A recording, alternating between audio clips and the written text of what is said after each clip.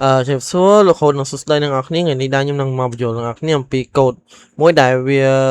chỉ code đại lô khô có thể ai nước năng code năng nước năng xả đại vi chỉ code khá khô mỗi hay có cho dương bây giờ làm pi bắt đầu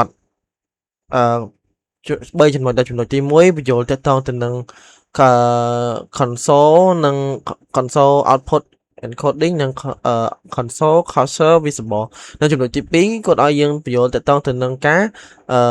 ជួកូដនៃកូដ random on នេះដល់ពេលចំណុចបញ្យល់អំពីកូដចំណុចហ្នឹងថាតើគេប្រើវាដើម្បីអីហើយគេប្រើវានៅពេលណានិងចំណុចទី3គាត់ចង់សួរយើងថានៅក្នុងប្រអប់នេះប្រអប់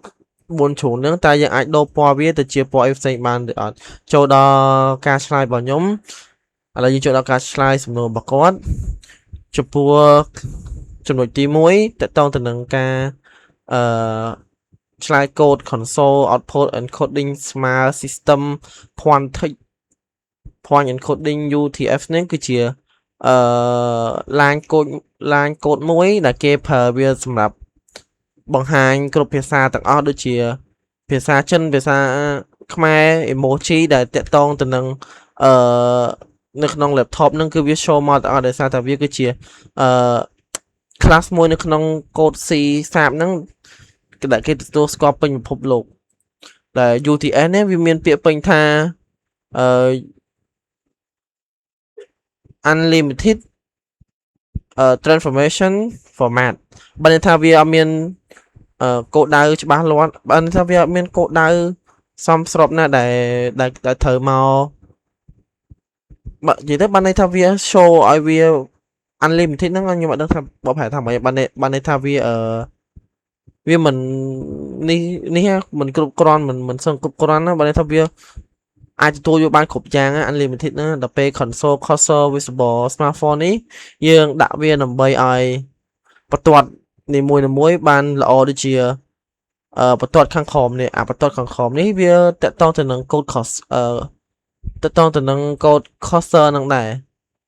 ចំពោះចូលដល់ចំណុចទី2យើងបញ្យល់វាទៅលើ random on this menu នេះវាក៏ជា data type មួយឬក៏ជាvariable មួយដែល data type វាមានជា random និង variable ក៏ជា on ដែលគេប្រកាសវានឹងហៅដែលគេប្រកាស data type ដែលគេប្រកាស variable និង data type សម្រាប់យកមកប្រើប្រាស់នៅក្នុងកូដខ្លះឃ្លោកហ្នឹងដើម្បីឲ្យវា random លេខឧបមាថាយើងក្លុកខ្លះឃ្លោកទៅម្ដងបានលេខ1ម្ដងបានលេខ2អាហ្នឹងយើងប្រើវាជា random on នេះស្មើ new random ហ្នឹងចំពោះចំណុចនេះនៅក្នុងចំណុច D1 D2 D3 នេះវានៅក្នុងសំណួរទី2ដែលគ្រូសួរដែរវាដែលយើងប្រើវាដើម្បីអីយើងប្រើវាដើម្បីឲ្យវាមានលេខក្នុងខ្លះឃ្លោកហ្នឹងពីលេខ0ទៅដល់លេខ6ប៉ុន្តែយើងដាក់លេខ1ដល់លេខ7ហ្នឹងបានន័យថាឲ្យវា count ពីលេខ0ទៅដល់លេខ6ដោយសារតែនៅក្នុងចំនួន binary computer គេ count ពីលេខ0ទៅដល់លេខ6អញ្ចឹងបានវា7លេខដល់ពេលយើងសរសេរមកយើងអត់អាចសរសេរពីលេខ0ទៅដល់លេខ7បានទេដោយសារតែវាអត់មានតម្លៃលេខ0ប៉ុន្តែយើងសរសេរវាជួសវិញជាលេខ1ទៅដល់លេខ7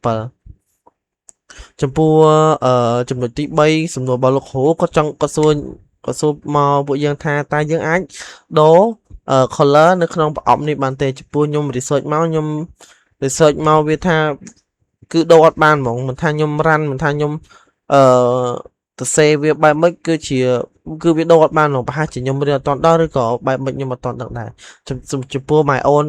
question ហ្មងគឺវាចំពោះ my own answer ហ្មងគឺវាអត់ទាន់ដូរវាអត់កើតទេហ្មង